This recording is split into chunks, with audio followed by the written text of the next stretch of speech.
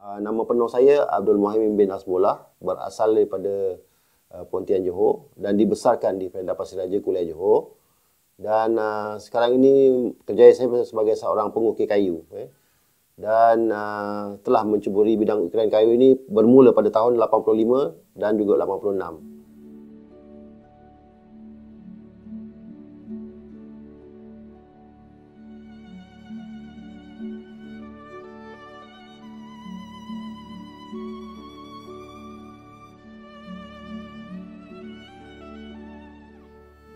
Okey, untuk industri perkayuan, sebenarnya di dalam kawasan Temerloh ini, di daerah Temerloh ini sebenarnya kita terdapat lebih kurang dalam 8 bengkel-bengkel yang menjalankan industri ukiran kayu. Yang mana kebanyakannya adalah usahawan-usahawan yang mempunyai kemahiran dalam bidang tersebut. Dan Inacraft juga adalah merupakan bengkel yang terawal yang mana kita tubuhkan pada tahun 2019 lagi.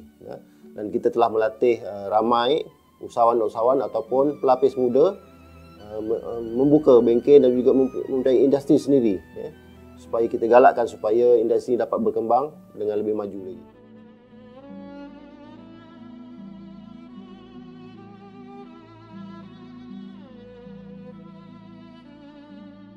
So dari situ bermulanya titik tolak yang mana saya ingin memajukan diri saya dan membuka perusahaan sendiri.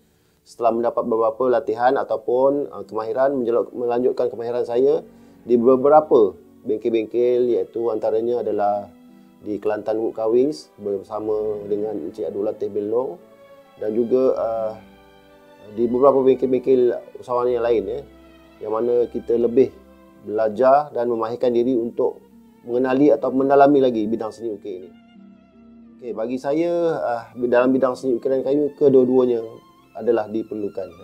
Yang mana yang pertama kita perlu ada kemahiran, perlu ada minat, dan juga kita perlu ada satu usaha untuk menggerakkan ke arah memajukan diri sendiri.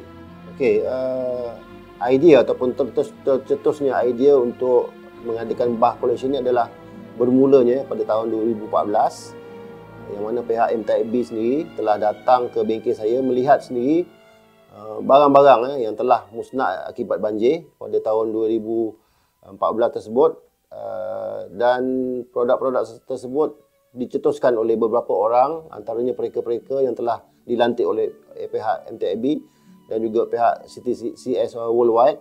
Mereka telah datang dan memilih produk-produk yang telah rosak di tenggelam banjir, dan usaha-usaha untuk merestorasi semula produk tersebut, iaitu bagaimana kita nak olah dia supaya menjadi satu produk yang boleh dijual dengan harga yang tinggi.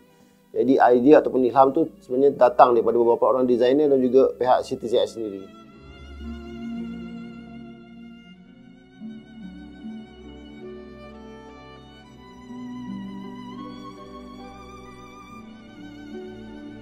Okey, saya bila wujudnya pameran Bah Collection ni dan mendapat sambutan ramai, di situ sebenarnya jadi pembakar semangat saya, yang mana di sebalik tragedi tersebut sebenarnya ada satu kisah ataupun manfaat yang dapat kita jadikan sebagai iktibar. Maknanya apabila kita dilanda banjir, tak semesti produk ataupun barang-barang yang musnah dilanda banjir itu tidak mempunyai nilai.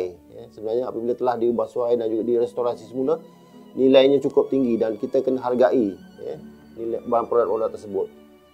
Okey, buat masa ini alhamdulillah produk-produk Bah Collection mendapat perhatian khususnya masyarakat, sebab di sebalik pameran tersebut ada story ataupun ada cerita, dan kebanyakannya ada setengah tu sanggup membeli produk-produk tersebut kerana dia ada value added kepada produk tersebut, ada cerita, ada sejarah, dan dia memberi kesan kepada jiwa ataupun naluri seseorang, terutamanya mereka-mereka yang pandai menilai benda-benda seni. Okey, dalam seni ukir ni biasanya kayu-kayu yang kita gunakan adalah kayu tempatan lah. Dan untuk Bah Collection ni kebanyakannya produk-produk kita adalah terdiri kayu yang keras lah, jenis kayu keras. Antaranya kita ada kayu meranti, kayu cengal, kayu merbau, julutong dan sebagainya. Okey, dari segi cabaran pula saya lihat dari segi bagaimana kita nak menjadikan seni ukir ini sebagai satu industri yang boleh berkembang maju. dan kita perlu bersaing. Maklumlah sekarang zaman komputer, zaman cyber. Jadi kita punya persaingan memang agak sengit lah. Mana kita nak melatih generasi muda tu merupakan satu cabaran. Tapi saya rasa itu satu cabaran yang mana kita nak jadikan ukiran ini sebagai satu bidang yang boleh diketengahkan dan mempunyai potensi, yang mempunyai potensi hingga boleh kita ketengahkan ke peringkat antarabangsa. Okey, harapan saya supaya industri ukiran ini diminatilah oleh semua generasi, khususnya generasi muda, dan jadikan bidang ukiran sebagai satu kerjaya yang boleh bukan saja menampung untuk pekerjaan, tetapi juga kalau bolehnya ianya perlu menjadi satu industri yang berkembang maju setanding dengan bidang-bidang lain.